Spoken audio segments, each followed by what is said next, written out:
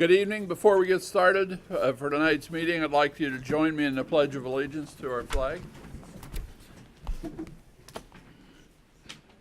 I pledge allegiance to the flag of the United States of America and to the republic for which it stands, one nation under God, indivisible, with liberty and justice for all. Thank you. My name's Ed Humphrey. I'm president of the Board of County Commissioners. On behalf of the commissioners, we welcome you. David Ubel is on my left and David Painter on my right. Of the Board of County regarding the proposal of FC Cincinnati training facility to be located in the city of Milford. If you have not already done so, please sign in the back. I'd like to point out for those that are new to the room, the projector's over here, the speakers will be over here, so you got a swivel head. And we do have extra seating across the hall. If you'd like, it'll be televised over there. So, our board pledged not to enact any increase in the current Clermont County lodging tax without first disclosing information related to the proposed FC Cincinnati training facility, which is the purpose of tonight's meeting. We have 4 separate presentations this evening. Each presentation will review the key points of the proposed development, cooperative agreement, Port Authority agreements relating to the FC Cincinnati training facility. Following the completion of all presentations, the board will allow public participation. During public participation, each speaker will have an opportunity to speak for no more than 5 minutes. Speakers will refrain from directing questions to the audience or presenters. Should the speaker have questions, the board will note the questions. Once the public participation is completed, the board, if desired, will ask the staff or one of the presenters to respond. So if we're ready to get started, who's going to start off tonight's meeting? We have a presentation from Jim Komodeka from the Clermont County Convention and Visitors Bureau.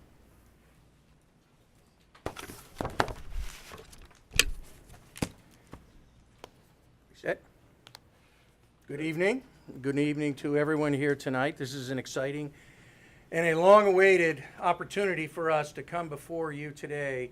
And specifically, I will be asking at the end of this presentation that the Clermont County Board of Commissioners enact the additional 1% hotel room tax that we have been discussing in the past. But I'd like to give you a little bit about the economic impact first. There's an old Chinese proverb that pearls don't lie on the seashore, that if you want one, you have to dive in to get it. We, unlike our neighbors, don't have a convention center here in Clermont County. We don't have an Arc. We don't have Kings Island. We don't have a convention or a tennis center. But we have the opportunity to get that pearl. But we've got to dive in and we have to get that, and we have to work to get that, and we have. We've done our homework. It isn't just anecdotal homework. I went to a game yesterday, or Sunday for FC. Anecdotally, when I went to the game, I went down early. I ate at a restaurant there at Short Vine. People everywhere. Went to the stadium, packed, people everywhere. People spending dollars. That's what this is all about. You look at our mission statement that's posted on the board there. Our mission statement says that our mission is to strengthen the community by generating economic growth and vitality through tourism, overnight stays, and encouraging visitor spending in the local tourism economy. That is precisely what will happen if and when FC Cincinnati builds its training facility in Milford. As I indicated before, it's been an incredibly long road to get to this point. We had anecdotal evidence that we believed that having FC Cincinnati here in Clermont County would satisfy our mission statement, but we wanted more than that. So what we did is we went out and we hired SFA, one of the leading sports facility organizations in the country. This is what they do. They analyze opportunities for cities and other types of organizations to determine whether or not they're economically viable. In almost 30% of the occasions, the answer that SFA provides to the organization requesting the study is no. You shouldn't do it. We didn't get that answer. The answer that we got from SFA was yes. This is an economic boon for Clermont County. It's an opportunity of a lifetime. It's the pearl that we're looking for. It's the national attraction that Clermont County needs when compared to our neighbors. And so let's go to the next slide, if you could, please. This slide is part of the SFA report. This table shows the anticipated drivers of economic impact from activities in both the overall area of Clermont County as well as just the practice facility. Now, the overall area, everything that FC Cincinnati is going to do, every tournament that they're going to bring is not going to occur at the FC Cincinnati facility in Milford. They're going to be using all of the other facilities that we have. There are other soccer facilities here in Clermont County that are available for us to use and available for FC Cincinnati to use and provide an economic boon for those organizations. The days in the market from the tournaments are 54,900. Practice facility, days in the market, 8,700. Now, it's important to understand that days in the market is defined as the number of days in the market by visitors coming from beyond a 90-minute drive. Think about that. It's just the visitors that are coming from beyond a 90-minute drive. So this is not talking about the local guy from New Richmond like me who's going to come up to the FC facility to participate in some type of an event. It isn't going to talk about our neighbors in Milford or Union Township or Miami Township. They're going to be taking advantage of the opportunities that FC Cincinnati brings to us. These are just visitors in our market driving here from 90 minutes away or more. The number of room nights are staggering. It's kind of hard for people to see. The overall area is 12,960 room nights. The practice facility, 2,038 room nights from just the academy programs. Just from the academy program. The academy is a specialized program that's going to be run out of the FC Cincinnati facility where they will have, it's basically the minor league teams. And I apologize if I misspeak, but they're minor league teams that are going to be housed at that facility. They're going to be playing games against teams from other parts of the United States that are going to be coming in for these games, playing them at that facility. They're going to be staying in hotel rooms. They're going to be staying in, visiting our restaurants. Like I said, I witnessed it when I went to that game just this week.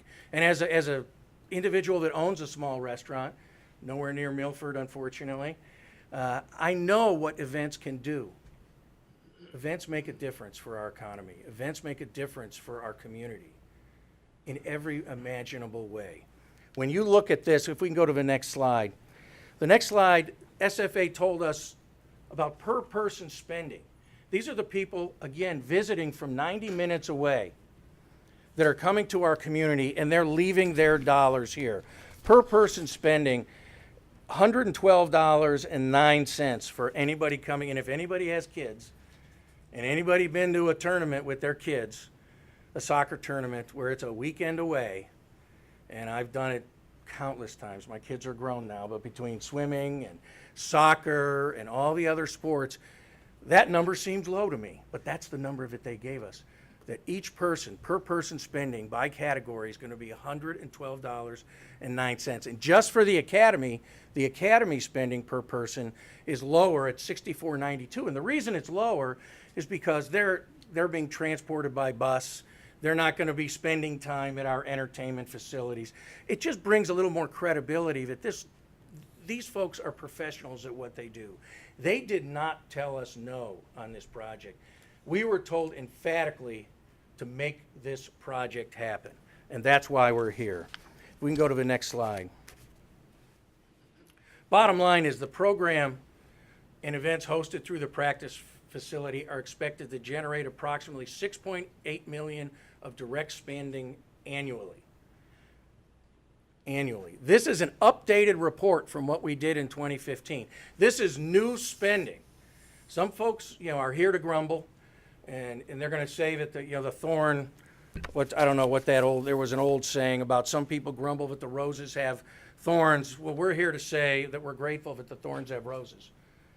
From our perspective, that number, $6.8 million of direct spending annually, is significant, and it's very real. Now, it's going to take some time to ramp up to that number.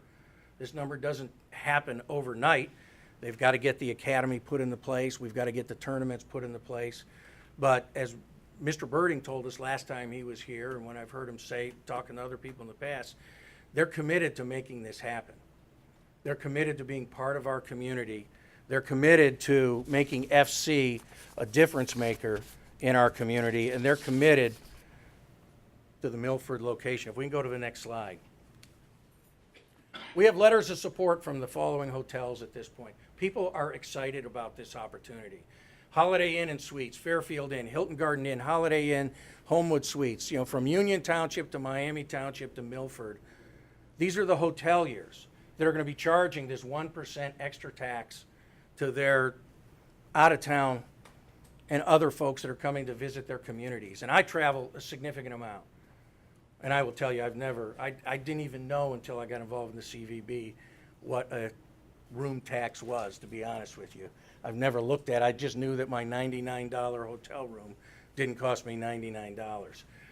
The hoteliers are behind us on this project, and I think that's very important.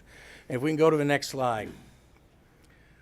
Bottom line here is the way I started my presentation is I ask that the Board of Commissioners respectfully provide and vote positive for the 1% lodging tax increase. Without the 1% lodging increase, this project will not occur. Will not occur. More importantly, this is the only project that meets the legislative requirements for use of that 1% lodging tax increase. That 1% lodging tax increase is tied specifically to use for economic development with a professional sports team. We have an agreement with a professional sports team. We went out, we found a way to make use of that money for the benefit of our community. There is a significant return on investment from this public-private partnership, one that we cannot let pass by. This is one of the hottest brands in the country. Soccer is one of the fastest growing sports in the country. It is a world sport. It helps put Clermont County on the map. That's all I have. I appreciate your time, and I look forward to hearing about the 1%. Thank you. Thank you. I'll point out that there is a room across the way that we have video coverage if anyone would like to go over there and have a seat instead of stand. Next, who's?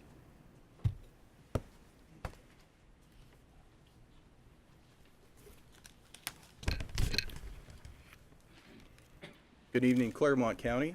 Clermont County Commissioners, I'd like to thank you for giving us the opportunity to once again come and speak to you about an exciting project within the city of Milford and Clermont County in regards to the FC Cincinnati training facility and soccer academy complex. I come on behalf of Mayor Fred Albrecht and our Milford City Council and the people of the city of Milford to briefly discuss with you this evening our development agreement that was recently approved by Milford City Council. Per the professional sports facility development agreement, the city will agree to issue non-tax revenue securities in the amount sufficient to provide $3.5 million, which together with an additional $1.5 million to be provided by FC Cincinnati, will be used to acquire real property upon which FC Cincinnati's training facility will be constructed. That development agreement also contemplates that the county will levy a 1% lodging tax, remit receipts from that tax to the Clermont County Convention and Visitors Bureau, and then let the Convention and Visitors Bureau remit those receipts to the city. The city will agree that those receipts will be issued and used for payment of debt service on the city securities, to reimburse the city for any debt service which must be paid from the city's non-tax revenues, and if any monies remain in a calendar year, to reimburse FC Cincinnati for its contribution to the cost of real property. Based on the city's current projections, the annual lodging tax receipts will be $220,000, and our annual debt service requirements on the city's securities will be $267,000. This leaves an estimated annual deficit of $47,000, which the city will pay out of its non-tax revenues. Any increase in the annual lodging tax receipts, more hotels, and increase in occupancy would result in less deficit for the annual debt service payment for the city. It is important to note that unless the annual lodging tax receipts eventually exceed the annual debt service requirements on the city's securities, FC Cincinnati will not be reimbursed for its contribution to the cost of real property. Under the development agreement, the city will acquire properties and convey those properties to the Clermont County Port Authority. The Port Authority would charge a de minimis amount to the club to lease the property for the training facility. It is the city's understanding that the Port Authority and FC Cincinnati would work out an agreement regarding specific tax exemptions. If the Port Authority requires that debt be issued by the Port Authority for construction of the practice facility, then such debt would be bought by FC Cincinnati, and the debt service on that debt would be paid by the club and not by the Port Authority. This agreement would be separate from the development agreement. FC Cincinnati is committed to constructing a $30 million facility. The city of Milford is committed to issue non-tax revenue securities to provide $3.5 million towards the cost of acquiring the land for that facility.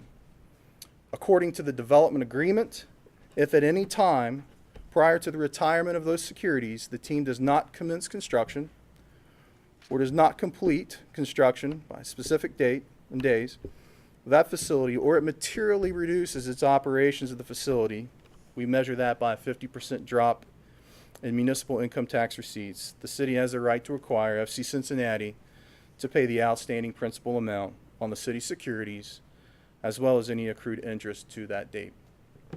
This was the development agreement that was approved by Milford City Council, the Clermont County CVB, and agreed upon by FC Cincinnati's legal counsel. I will now introduce Chris Franzman. Chris Franzman is our bond counsel for the city of Milford, and Chris is going to go over the cooperative agreement. Thank you.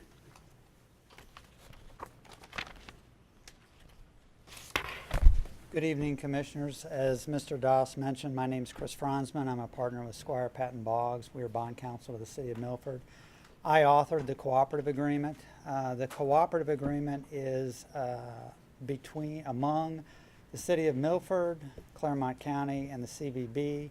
The purpose of the agreement is to articulate the manner in which the parties will cooperate to A, levy the tax by this board, remit the tax to the CVB for further remission to the city. It also articulates that we as a group have satisfied certain statutory requirements, namely that this in fact is the county that's identified in the particular piece of legislation, that the team is a professional sports franchise, that the facility is a professional sports facility, but most importantly, the agreement articulates how the monies are to be used, those monies being the lodging tax, the 1% lodging tax. The monies after remission to the CVB and then on to the city will be used by the city to pay debt service on the securities that will be issued. As Mr. Doss mentioned, the purpose of those securities will be to provide monies to acquire the property upon which the facility will be constructed. So first, the monies are used for debt service. To the extent that the debt service in any year exceeds the lodging tax receipts, as Mr. Doss mentioned in his presentation, the city would necessarily have to advance monies to cover that debt service. So to the extent monies are advanced, there would be built up an accrued deficit. That's the term that's used in the document. So the second use of the monies, if the monies in any year are ever sufficient, more than sufficient to cover debt service, then those excess monies would be used to cover any accrued deficit which was due and payable to the city for previously paid debt service out of the city's own monies. Third and finally, if there remains a surplus after current debt service and accrued deficits, then the monies would go to the team to reimburse the team for not more than its $1.5 million contribution. The agreement was discussed and I believe vetted thoroughly by senior staff in the county prosecutor's office. We had some back and forth with comments. Mr. Edwards, I assume, is here somewhere, although I've not met, so has signed off on the agreement on behalf of the county prosecutor's office, and I believe this board to be in a form that he's comfortable presenting to the board. So that, in short, is the cooperative agreement. I know we're not supposed to ask questions, I'm but I have happy to to ask you one on that. Sure. in that debt service is whenever that debt is paid off and it sunsets in 2038, That's or a good until question. when the debt is actually expired. That's exactly right. So that's a very good point, and not to bore the entire audience with all the legal minutia and details, but it's a very good question. So the city's bond issue is, the expectation is that it would be issued for 20 years. The agreement provides that the tax would terminate at the end of 2038, so effectively 20 years later. If there are sufficient receipts to defease the city's securities, in effect pay them off early, then once those securities are retired, then the tax will also terminate. Good question. No, it's a very good question. Any other questions I could answer? Any other questions? No? Chris, can you talk a little bit about the special fund that'll be set up for the revenue that comes in from the tax? We thought it was appropriate for the city to create a special account. I'm not an accountant, so I'm not going to presume to know how the auditor of state will make distinctions between accounts and funds, for example, but there will be, the agreement calls for an account that would contain solely the lodging tax receipts that are remitted to the city. Excuse me. So there will be no commingling of funds between city funds and the lodging tax receipts. And the agreement's very clear as to what may be paid out of that fund, which is what I just described earlier. Thank you. And at the end, so once the securities are retired or the tax is no longer collected, any remaining balance will first be used to pay any accrued deficit, and then it would be remitted back to the CVB. Any other questions? Any other questions? No, thank you. No? Thank you. Thank you.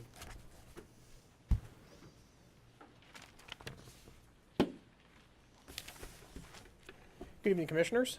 My name is Andrew Spohr. I'm an attorney with Keating, Muthing, and Kleekamp, and I represent FC Cincinnati. I'll be presenting to you tonight the Port Authority term sheet. I assisted in the drafting of this agreement with Port Council. This term sheet is essentially setting forth the arrangement between the Port Authority and FCC Training Facility, LLC, which is the entity that's going to be developing the training facility. And this covers the two primary incentives that are being arranged through the Port Authority. The two incentives are, first, the customary building materials sales tax exemption that can be effected through a Port Authority. And what essentially this is that for Port Authority facilities, they are exempt from paying sales tax on building materials incorporated into the actual structures. In order for this to happen, the term sheet sets forth three specific items that have to occur.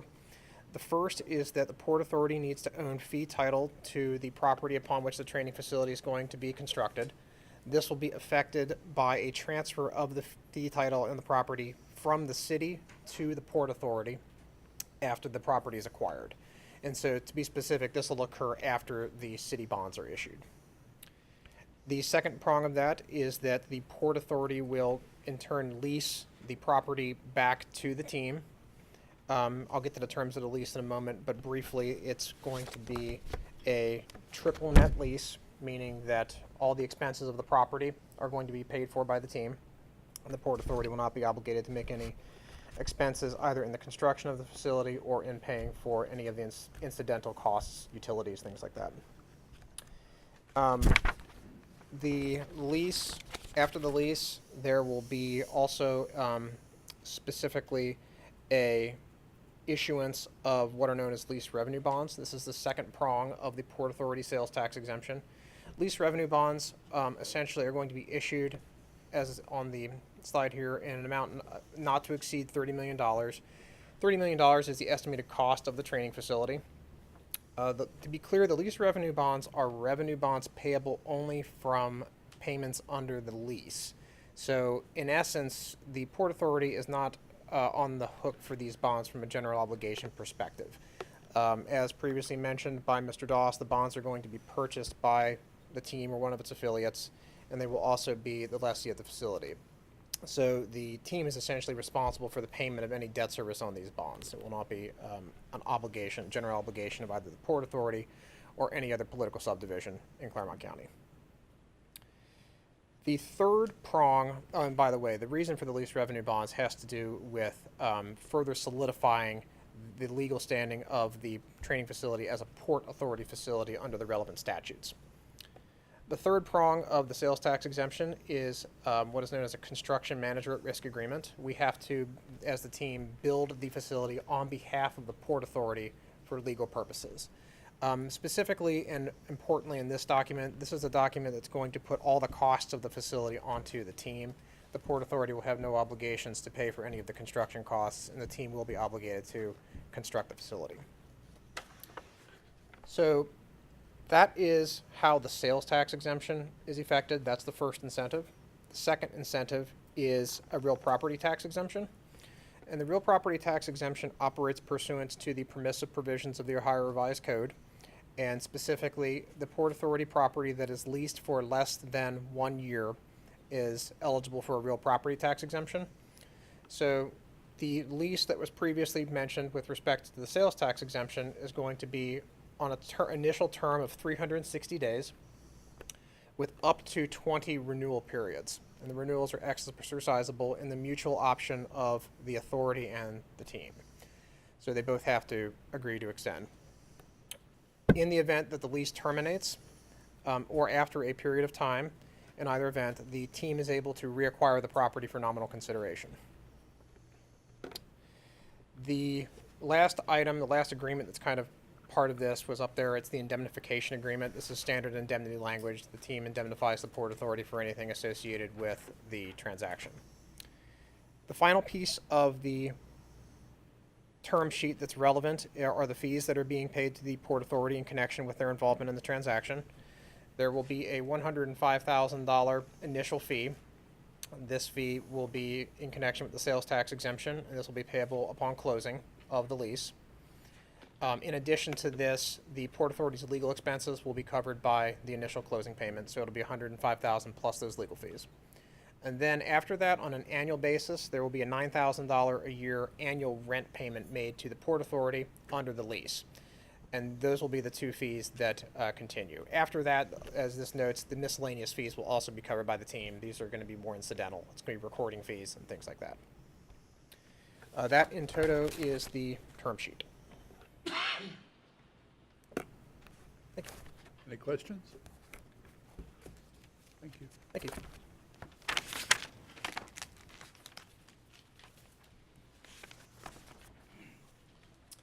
Good evening to the Commission. My name is Patrick Woodside. I'm the counsel for the Port Authority, the Clermont County Port Authority, and I'm a partner at Frost Brown Todd. I'm going to cover the role of the, well, one aspect of the Port Authority's role here. Thanks to Andrew, I think gave a pretty good overview of the port's, the bulk of their involvement. But this is going to be a little bit of a rehash of what he just said, but just as another brief outline. FC Cincinnati has approached the port to ask for their assistance in advancing this project. The Port Authority will be involved in the construction of the project on the project site. And the proposed development plan and the financing structure include ownership of the project site and the project by the Port Authority, as Andrew described. And as he also described, that ownership is expected to result in an exemption from real property taxes of both the project and the site. The Community Improvement Corporation of Milford, the Milford CIC, has proposed that a payment be made to the Port Authority. That payment would be in addition to the $9,000 payment that's going to be a lease payment payable under the lease by FC Cincinnati. The obligation of the Milford CIC to make that payment would begin with the start of the property tax exemption. It would also terminate once that property tax exemption were to no longer apply to the site or the project for any reason.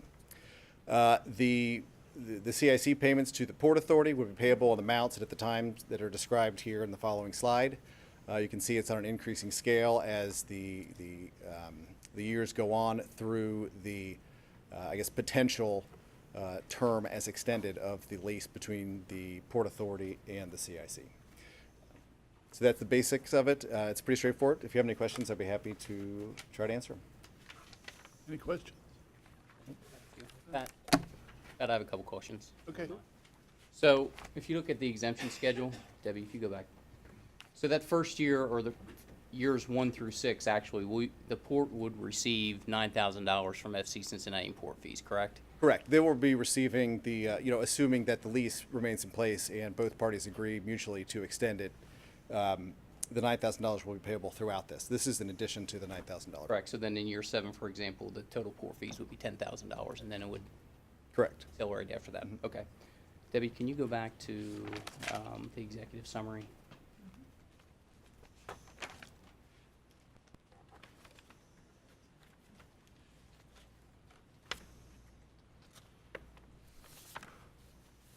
And just go back to third page, which should be the property taxes.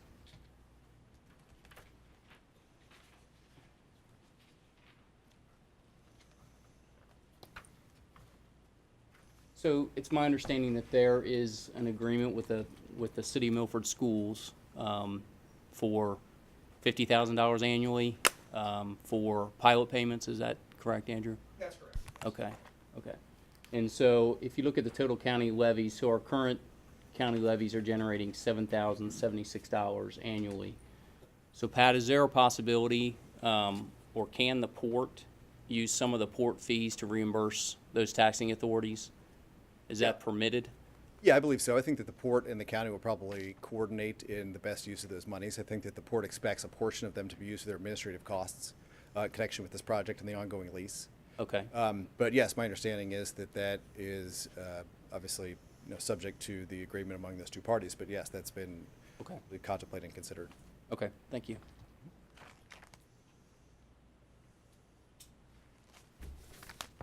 Anybody else? Thank you. Nope. Thank you very much.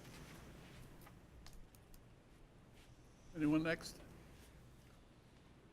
That's all the presentations we have, Commissioner. Okay. Then it's time for the public participation. Anyone that would like to participate is certainly welcome to, and you have 5 minutes, as we said earlier. And I'll be recognizing folks as put their hands up.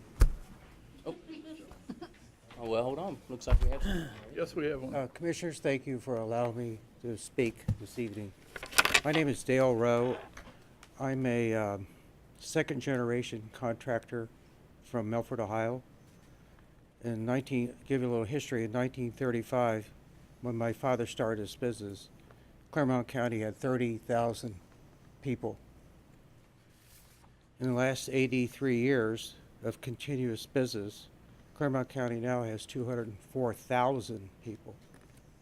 So that's a growth of around 2,100 a year. Pretty amazing, isn't it? When you put it into per year. In our business, we build public buildings, we do site excavation, streets, commercial buildings, and factories. Because of the Clermont County Commissioners, they have provided growth to this county. For example, there's now 88 active TIFs. There's 38 enterprise zones. There's 3 active community reinvestment programs, all because of the group over here. And this has provided millions of dollars of revenue to the county. It's provided employment. It's provided people moving into our county, and as well as the Port Authority by allowing sales tax exemption on products and buildings. The Community Impact Corporation also provides by the township, municipalities, villages, and counties additional pro-growth in our county. This attracts more jobs, more families moving into our county. With this FA development, this has spawned the Rowe family to take the proceeds from the sale, and we're buying land on Wolfpen and US 50. And this is going to trigger us to spend $12 million in new development in Miami Township. So therefore, we're retaining as best we can the existing tenants that we have at that facilities. So I think this is a very positive for our county, for Milford, and thank you very much for choosing our county. Sale.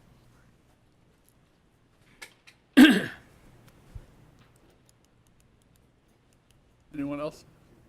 You'll be next. School board in the back there, that's okay.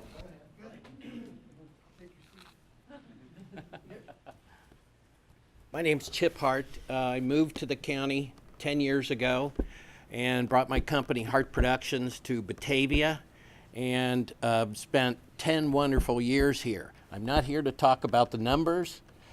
There are other experts that can do that. I'm not a lawyer, so I'm not here to talk about any of that. What I'm here to talk about is the fact that this is a huge opportunity for Clermont County. And I think it's one that's not going to come along anytime in the future. We've been bypassed dozens of times, whether development went to, in terms of attractions, to northern Kentucky, gone to Hamilton County, it's gone to Butler County, it's gone to Warren County, and I think it's time that we take advantage of this opportunity. I'm also former chairman of the Ohio Travel Association back in the day, so I know tourism, and I've been around tourism all my life. I've dealt with more convention and visitors bureaus than I care to even think about. Only one that's done me wrong, okay? Not Clermont County, but only one. And if you look across Ohio, every single convention center in this state, in this country practically, was built with a bed tax. That's how it got started. That era has come to an end, okay? We don't need any more convention centers. We don't need expansions of convention centers. What we need is to have these bed taxes go to infrastructure and other attractions in the county.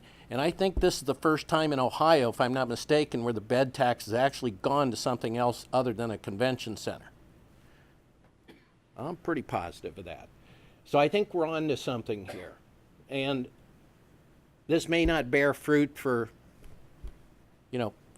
2, 3, 4 years. But once it starts bearing fruit, it's going to fall right in our laps. I'm afraid we don't have enough hotel rooms. And the kind of quality of hotels that I think we should look at to build in the future.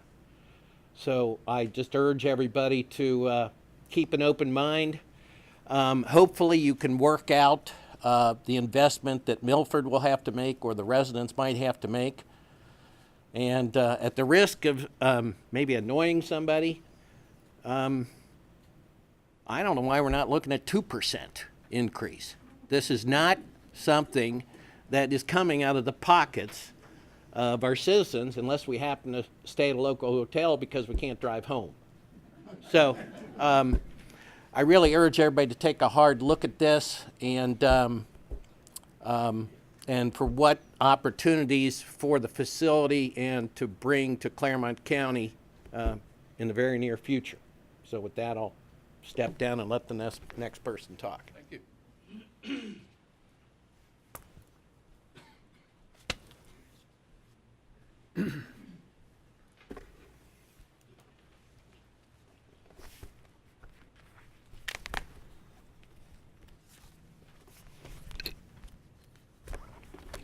Thank you for having me this evening. My name is George Lucas.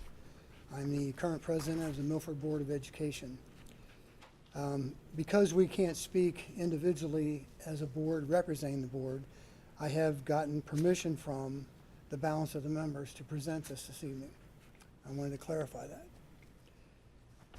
I'm here this evening as president of Milford Exempted Village School Board, speaking on behalf of the board as a whole. The Milford Exempted Village School District has reached agreement with FC Cincinnati to accept certain terms of compensation. We find the agreement both fair and equitable, both in terms of dollars and other supporting gratuitous FC contributions to our students and residents of the district and community. Be it known by all concerned parties, the Milford Exempted Village School District is very well embedded and supported by our community. The Board of Education is elected to provide oversight and stewardship of tax dollars and make policy decisions in the best interest of the students and community. The board understands long-term vision of various progressive development in our district. which we consider this to be.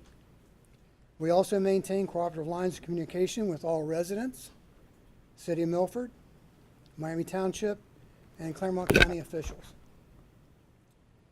When any development, especially the size and economic impact, presents opportunities to enhance our community, it is our duty as a board to support that project. I close by saying this project has the full support of Milford Exempted Village Board of Education, and I thank you for your time. Thank you. Yeah. Who's next? Yes.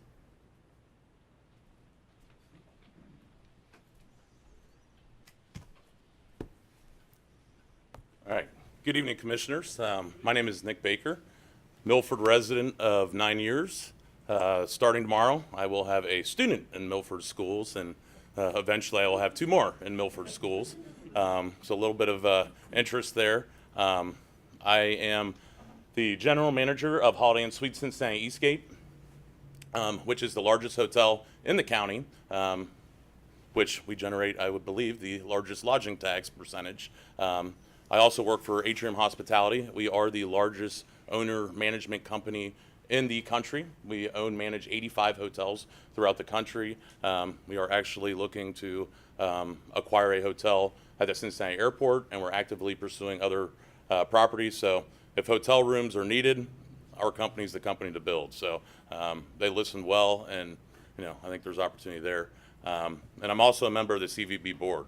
So several logs in the fire, between being a Milford resident, going to be a father of a student, and actually my son starts soccer on Thursday because we went to an FC Cincinnati game, and it took one game for him to be interested in soccer. And looking at me, he shouldn't be interested in soccer, but he's interested in soccer. So, but this is a great opportunity, for all those logs that are in the fire. City of Milford, we're going to be known for FC Cincinnati. Being a father of, eventually 3 students in the school district, the opportunities that, this will open up, the technology upgrades, the school supplies, the teachers, everything. So my kids are going to get the best education. My hotel, we could definitely use more business. Across the board right now, the hotels are down right now. So we could use more revenue opportunities. And I think this is a great revenue opportunity. We've shown the economic impact, the amount that it will generate every year. So I think that speaks for itself. And then the CVB board, we've worked hard on this. It makes sense. As many of you know, about 2 years ago, I was not, on board with this, but this is a good plan. This is good for the City of Milford. This is good for me, good for the hotel, good for the CVB. So, you've heard the good stuff that other people have to say, and, I'm very excited about this opportunity. I think this is going to get Milford and Clermont County on the map, and hopefully my hotel on the map as well. So, thank you very much. Have a good night. Thank you. Who's next? You're next after this one. Hello, my name is James Rhodes. I live in Miami Township. I'm terrible at public speaking, so it might be a little scattered. I will say this, I'm not against the facility, but I am against government handouts. I lived in the city of Cincinnati, Hamilton County, and one of the reasons that I moved was for better schools, Milford School District. The other one is all the politics with the stadium and stuff like that. And now they got the trolley car that they're dealing with.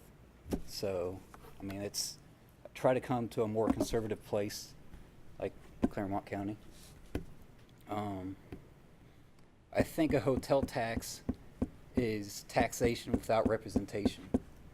It bothers me when I have to go someplace and pay 17, 22% hotel tax. I don't know if it's that much, but it always feels like a lot. So to put a burden on somebody else to stay in your county just doesn't seem right to me. And even to that extent, I know it's only 1%, but you say you're going to put people in hotels, but you forget about like Airbnb. I think that's kind of just goes under the table, from what I understand. I think my thing is that FC Cincinnati is a for-profit business, and they're getting all these tax cuts that other businesses don't enjoy. I understand that they're going to bring stuff to the county, but at the same time, I feel that they have this spot picked out, just like they had the West End picked out, and they're going to go for it, and I'd put a $100 bill on it. I actually wanted to cover this up. Since it's being recorded. I don't represent what I just covered. I really think that they got their spot picked out. They're going to go for it, whether we give them a treat or not. And I think the treat is just too much. Even though it's just 1%, you got to look at the school district. I don't think the school district did the best they could, you know. I feel like at least the city of Cincinnati Public School District had a bigger fight, or at least that fight was more public, per se. But let me hit my other notes here real quick. Let's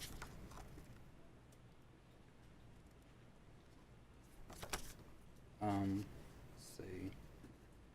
And I'm not trying to put it down, but I think it's great with private money, you know.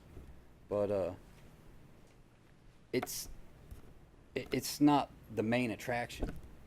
So to entice somebody to put a field, I mean, yeah, it's gonna.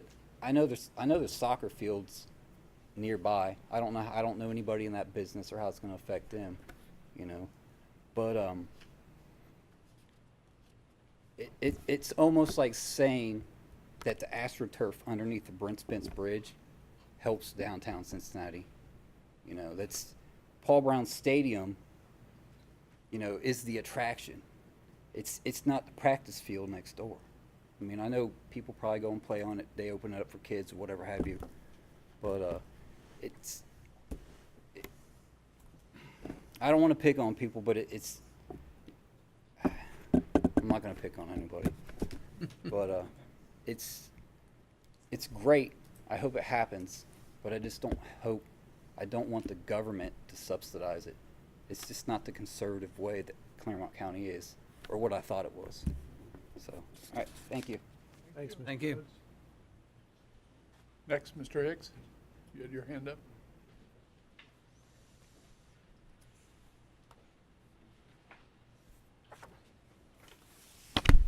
Thank you, Commissioner Portune and Commissioner Driehaus. Oh, hold on a second. I thought I was in a different county for a second. What if I'm here tonight? I'm Chris Hicks. I'm going to talk about this. And I had some charts. And in the past, I've been able to plug in to show the charts. And earlier today, I was here and I plugged in and it worked perfect. But certain viewpoints aren't allowed to plug in and show charts here anymore. Okay? So I was told that they're afraid of a virus. I think the virus they might be afraid of is conservative principles of we don't subsidize with corporate welfare. We don't subsidize with corporate welfare. And we don't give tax incentives to a private company by taxing the citizens. So I'm going to lay out some numbers. A lot of these are actually in your packet if you dig for them. And I have a couple copies if anybody needs them. This deal is $24 million worth of incentives. 24 million. So you've got 5.4 million in the land when you count in the financing charges, 17.3 million in property tax, et cetera, et cetera. Tap fee waivers, 0.1 million in Port Authority fees. 24 million. The claim is, and there was some wiggle around it from Mr. Komodeka, 6.8 million in upside. Well, today I just got a part of the study they're relying on, and actually it's only 1.6 million in upside. It only gets to 6.8 if you count every facility in the region as being because of this deal. You can tell it if you look in the actual agreement, and I put them online so you don't have to scroll around, you can look at them, is that the tax basis for the hotels is based on an assumption of only $650,000 of tax revenue per year from the hotels, not the 1.9 something million that happens to be in another part of the document. It's really only 1.6 million of upside. By the way, a lot of that upside was claimed before by the same actors in a Clermont Sun article in 2015, how the Red Barn right over here was gonna generate 13,000 room nights and $5.6 million worth of activity per year. Last time you checked in Batavia, how many businesses opened because of the Red Barn? How many new businesses are there since 2015? Third thing I want to hit on, this deal's made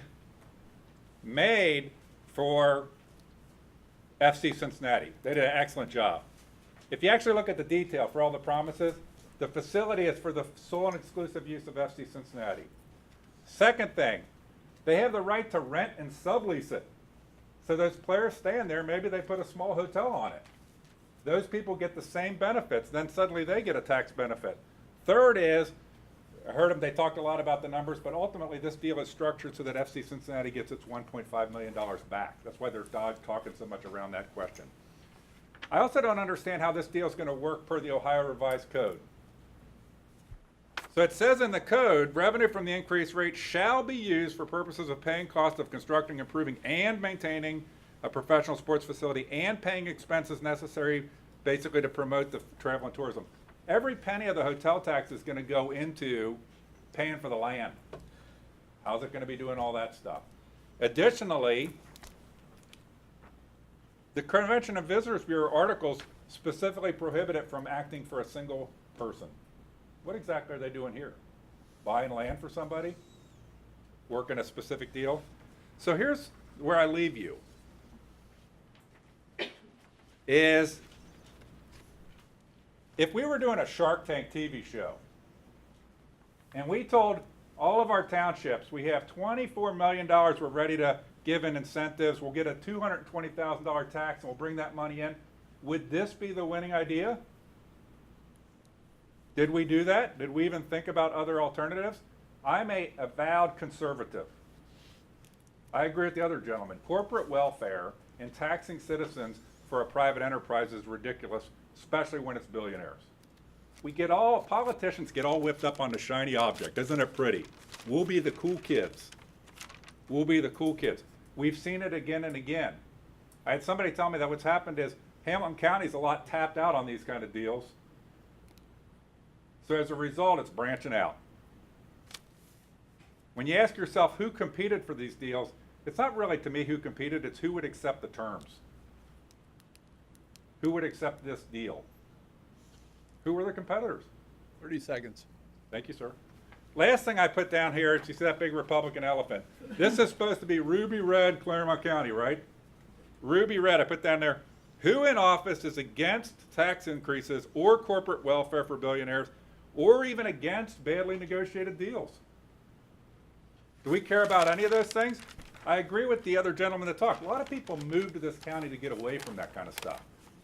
A lot of people move to this county to get away from that kind of stuff. So I want to thank you for your time, commissioners. I think this whole thing should be renegotiated before you start putting taxpayer money out for a private company. Thank you. Thank you. Next, anyone else?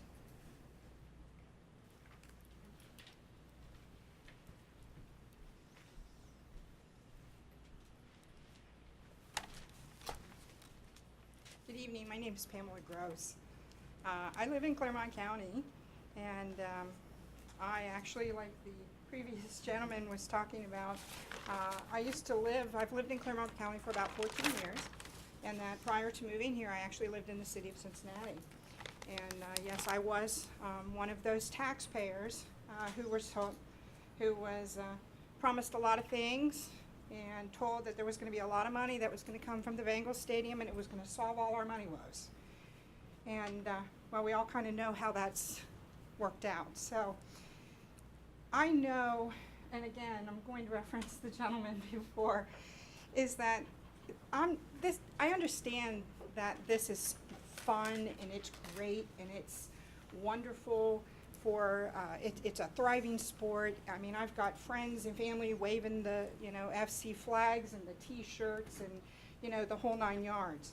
So my issue is not so much that I'm against a soccer practice facility or the FC soccer team at all. My issue has to do with the fact that it's about finances. It is about taxpayers' money. And I told you that I was a resident of Clermont. I'm also an accountant. And I'm also a former Loveland City Council member. So I understand what it's like to manage not only private money, but also public money. And I know that whenever I had to make decisions as a council member regarding taxpayers' money, that I always thought about how hard that taxpayer works for that money. They get up every morning, they go to work, they try to figure out how they're going to put a roof over their head, how they're going to feed their children. And I think that's where I struggle so much with this, is that at the end of the day, what we've got here is we have taxpayers' money that's being used for a private endeavor. And it's a private, for-profit company. And history has shown us that these types of deals, they never deliver on the promises and they never deliver on the dollars. And that as an elected official, and I know I did this as an elected official, that I always wanted to be financially responsible, and I always believed that taxpayers' money should be treated as all of our money. And if we have a private business that can fund this endeavor, then I say that's what it should be. I mean, at the end of the day, we need to focus, and elected officials need to focus on delivering the needed essential services and stop spending taxpayers' money on private endeavors. The bottom line is government needs to be lean and it needs to be efficient. Thank you for your time. Thank you. Next. Anyone else? Yes.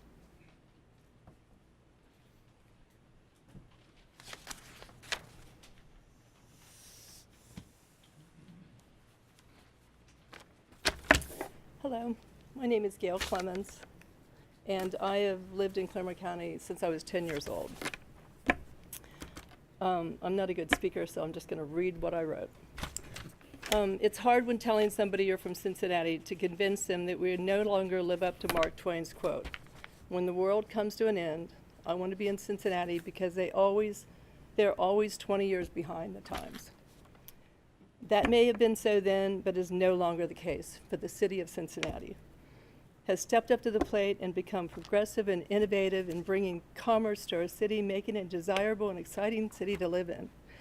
Well, maybe with the exception of the streetcars. Sometimes I feel that Clermont County is still behind the times. I feel when community selections are made for anything big, Hamilton, Warren, and Boone take precedence every time. Not this time. FC of Cincinnati has chosen Clermont County, our community, to be part of something great. Soccer is the fastest growing sport in the U.S. There are several other communities in this city just hoping that we do not have the wisdom or foresight to make this happen. They're just waiting to see if we drop the ball so they can soak up the excitement and prosper from our loss once again. There are always going to be few critics who dig until they find the negative in anything presented. If the tax abatement is their concern, which, by the way, any other community would be offering the FC. I think they are failing to see the big picture. A team like this in our own backyard will bring thousands of travelers to our area each year. This means a great potential for more hotels, restaurants, retail shops, and small businesses. This will create more jobs, contribute to our taxes, boost our economy, and help the housing market in our area. I live in a community in between Eastgate and Milford. Our community consists of 600 plus houses. On our community Facebook, blogs, and websites, there's quite a buzz about the FC. I have not read or heard one negative comment until tonight. So I would like you to ask the commissioners to weigh the benefit of giving the FC a tax break or losing the economic growth which will follow this team for years to come. Economically, it's a win-win for Clermont County, not to mention the excitement it will bring. Please don't let this opportunity slip through our fingers. Thank you. Thank you. Next.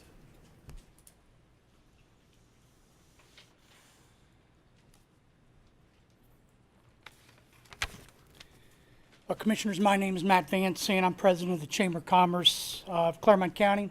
We are a business association of over 700 companies and we represent the interests of over 30,000 employees here on the east side of Cincinnati. I'm here tonight to encourage community leaders that you've heard from tonight to act decisively and immediately in support of the attraction of FC Cincinnati to Clermont County. Thank you for this opportunity to comment on the merits of this project. You've heard it said by me many times that the purpose of the Chamber is to get up each day and work to make Clermont County the preferred place to locate, operate, and grow a successful company. We know that Clermont County is the preferred location for FC Cincinnati. They have told us that. Let's wrap up this financing and let's get to a groundbreaking. In over 30 years of involvement in Clermont County, I've learned that projects have risk and uncertainty. Market uncertainty, operational uncertainty, financial uncertainty. And from time to time, it's necessary and appropriate for the community not just to experience the prosperity of these projects, but also to share in the project risk. So again, I say, let's wrap up these details and let's break ground. Finally, with regard to the increase in the lodging tax that must be decided by this board, while it is unlikely that anyone favors tax increases or tax exemptions, the reality is that there are times and situations where needed resources must be brought forward in support of the project. It is time to proceed with the increase in the lodging tax without even another day of delay. And finally, let me finish by saying congratulations. Congratulations to the City of Milford, its surrounding townships, and Clermont County for this win. I know many hours of effort and sleepless nights have been contributed to this project, and I think it's time to begin to celebrate. So I encourage the board to be decisive, and let's move forward with this project. Thank you. Anyone else?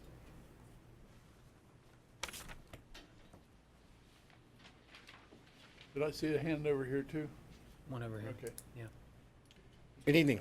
I'm Tom Niehaus, a resident of New Richmond, and I've been involved in Clermont County since 1989 when I moved out here as the publisher of what was then the Community Press newspapers. And the one thing I keep remembering is sort of akin to what Jim Comadecca said about the Pearl. What I always heard people talking about and still hear people talking about is the promise of Clermont County. And I've been asking myself for almost 30 years, when are we going to deliver on the promise? And I think this is an opportunity to deliver on the promise. Now, I'm going to come with full disclosure. I was involved in getting the legislation passed at the state that would give the commissioners permission to raise the earnings tax.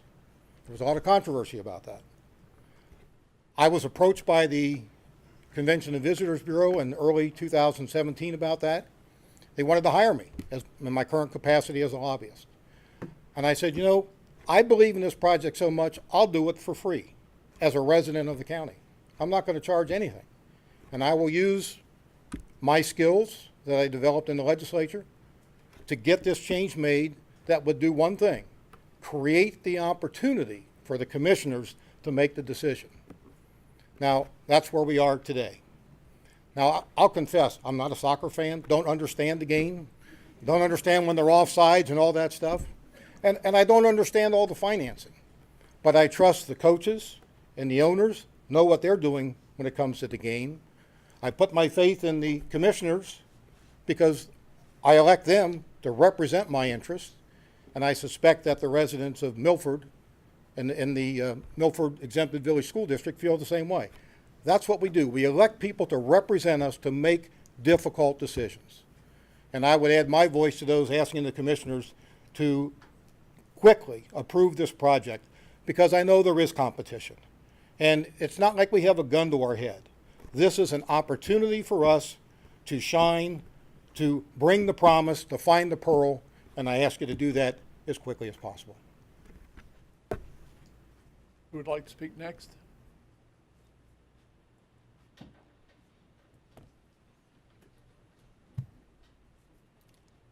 Good evening, Christopher Myers from Miami Township, and I'll be brief.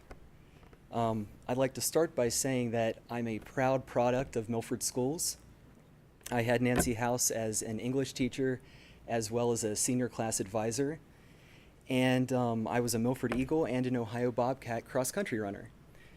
And a little bit of family background here. My dad, Steve, just finished his congressional effort this year as an independent. Mom was a Congregationalist from Mount Repose. And my dad, Steve, was a Nazarene from South Milford. And we know, we know Clermont isn't red like me. We know Clermont is a green county. It's an outdoor kind of county. It brings a lot of people to our parks.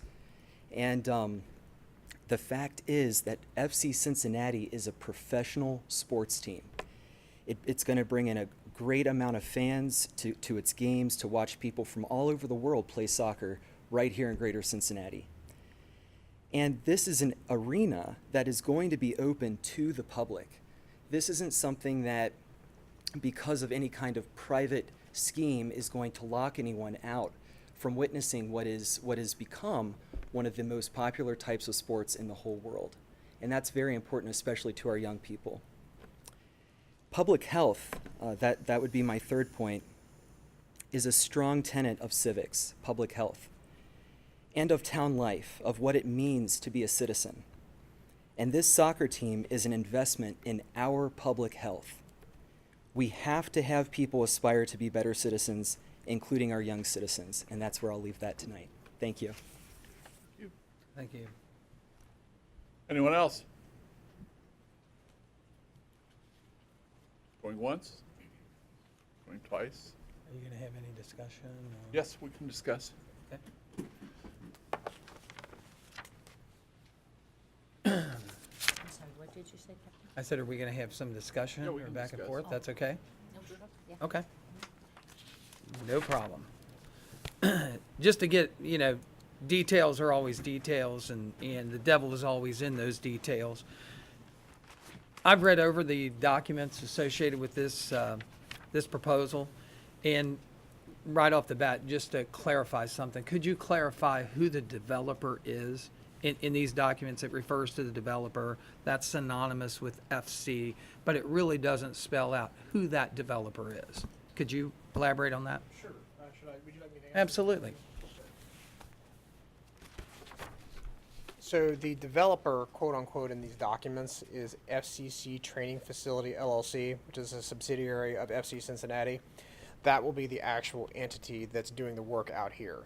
So it's just part of the normal corporate structure of FC, but it's a subsidiary entity of FC itself. Okay, no problem there. And when we're talking about the actual construction contract, the at-risk contract, we're talking about debt service of $30 million in lease bonds. And I assume that a construction loan will be associated that, where monies will be deposited into account in certain increments, and as construction proceeds along, those monies will be drawn down to pay subcontractors and those types of things. Is that kind of the relationship I can only gain from what I read? Yeah, the lease revenue bonds are a bit opaque. The long and the short of it is that all the actual costs will be borne basically the team will pay for the full price of the facility, either from equity or from construction lending that it chooses to get, most likely some mix of the two. But at the end of the day, what will happen is, vis-a-vis the lease revenue bonds, it will look like a normal construction process. There will be construction costs incurred by the developer. They will submit either draw requests to the team for paying equity on it, or to their construction lender to pay the money from the construction loan, and it'll all be paid through that. That will work its way through the lease revenue bond structure, but it doesn't actually involve the expenditure of funds by the Port Authority or by the county. It'll all be private equity or private lending. I'm familiar with the construction contract at risk, having that been my career for some 40 years. I also understand that will involve them giving an actual price for the construction of this facility that is a not to exceed price that will be negotiated. It's sometime I read in here that Turner would be that associated contractor. And I would just like to ask how, I know that not to exceed price does not include change orders. It does not include design fallacies that are in the contract. Those are handled by change order. How will those potential cost overruns and change orders be handled? Since we have no responsibility for that, you have all the responsibility for it.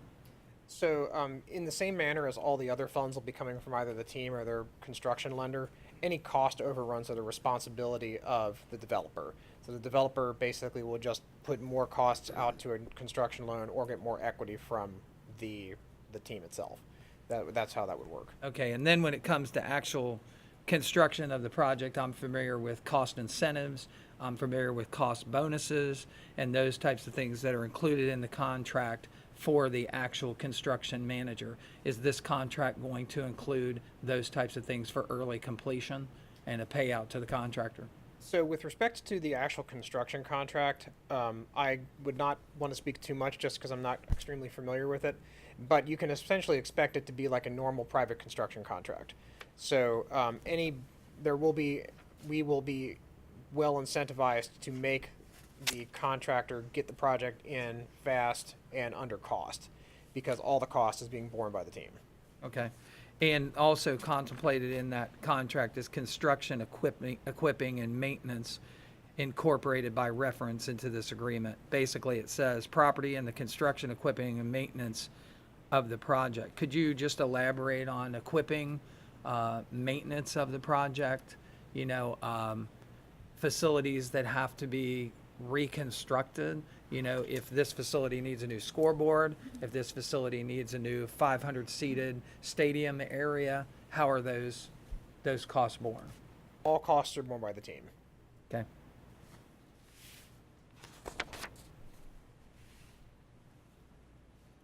Any other questions? I did have a couple. I got through that max price. The agreement also says that the developer will have the exclusive right to rent sublease portions of the project at its sole discretion and retain those revenues from rents and subleases. Anticipated rentals include fields and facilities by event, hourly, seasonal, multiple year terms. You're asking us to debt service this property and this project. Has there been any negotiations other than that to allow those who are paying for this facility the opportunity to use it? So to be specific, the only public dollars themselves are going to be basically the tot going to the city to pay the bonds, and then the city's bonds themselves, and to the extent that there's any excess, the 1.5 million from us. So the public funds are only going into land acquisition. Any cost of the actual construction of the training facility or anything to do with any manner of construction will be exclusively privately borne. They will flow through the lease revenue bond structure for purposes of the Ohio Revised Code, but I'll defer to poor counsel for any more additional detail he might want to add to that. But essentially, all those costs are borne privately. So just to set that up, that's the first piece. As far as the usage of the facility, that was part of the negotiations early on. And essentially, the negotiations surrounded around the fact that the team's going to need to be able to, since they're paying for the actual facility itself, they need to, and also because it's a major league training facility, they need to have control over the site in order to actually keep it up to the standards that are going to be required by Major League Soccer. So a lot of these things, because all that cost of maintenance and everything is borne by the team anyways, and because they have to have certain specific requirements to have this as a major league facility, the team is in control of the facility itself. Well, in this particular case, and I totally understand this, I don't think this particular case is any different than a lot of others. The good citizens of Clermont County here are abating somewhere between $16 million and $24 million worth of taxable income here. So I would say that in essence, they are paying for the facility. And one of the things that always gets me is when I go down to the stadiums in Cincinnati and somebody hands me some card that says I'm not allowed to do something in that stadium when I know the good people of Hamilton County paid for it. So that's definitely a concern of mine.